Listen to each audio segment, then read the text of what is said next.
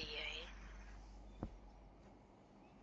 Yung black mo ko, tapos tinorture mo yung damdamin ko rin sa totoo lang. Wow.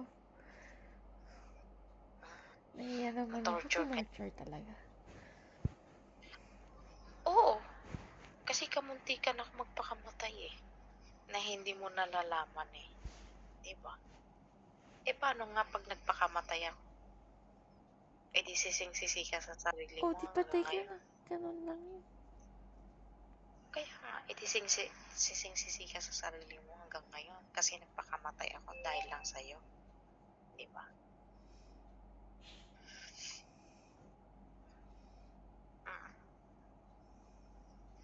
Grabe.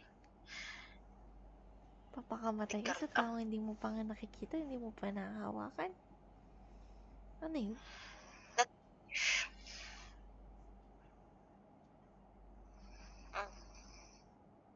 Sa ngayon, pwede ko naman sabihin magpakamatay na ako kasi nga, nahawakan na kita ganon?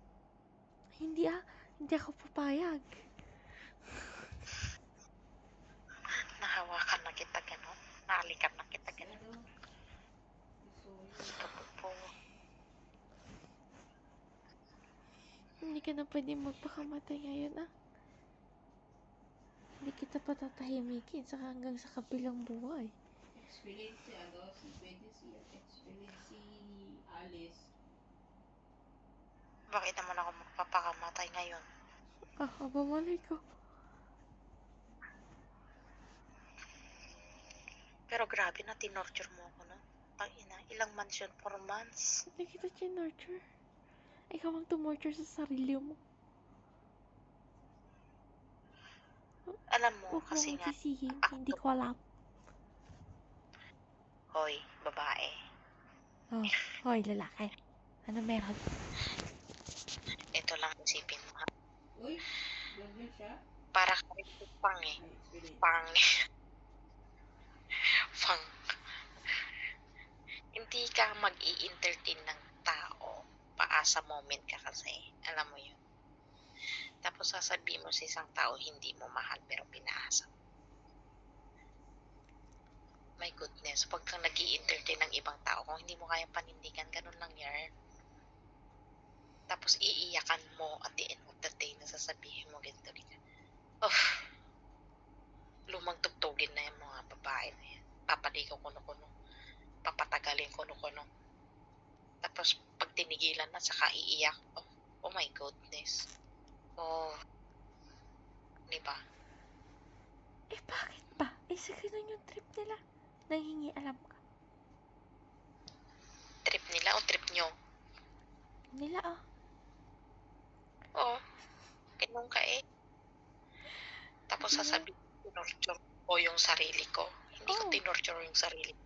Sinasadya mong pagselosin ako that time. Hello? Tinorture mo lang yung sarili mo. Sinasadya mo na pagselosin ako ng mga oras. Hindi. Mahal kita kung totoong magsiselos ako. Hello, kung totoong hindi ako seloso. Ganun ka. Ngayon ko lang napagtanto yun nung naging asawa na kita, ngayop ka.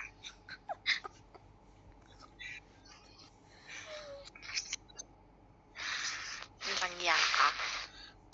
Tinetesting mo ko nun kung totoong seloso ako or hindi. Kasi sinabi ko sa'yo, hindi ako seloso. Sinadya mo, sinadya mo, mag-send ng kung ano. Alam mo dyan sa sarili mo. Tapos, pag umiyak ako, tinatawanan mo ako kasi nga alam mo dyan sa sarili mo na yung nanggagaling sa bunganga ko kabaliktaran nung pinapakita ko sa'yo. Yun. Gusto mo kasi sukatin yung pasensya mo ba? Kung hanggang saan ba? Ganon.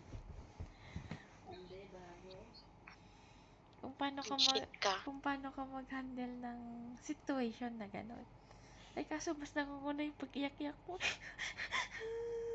Ang gusto ko lang naman mahalin eh.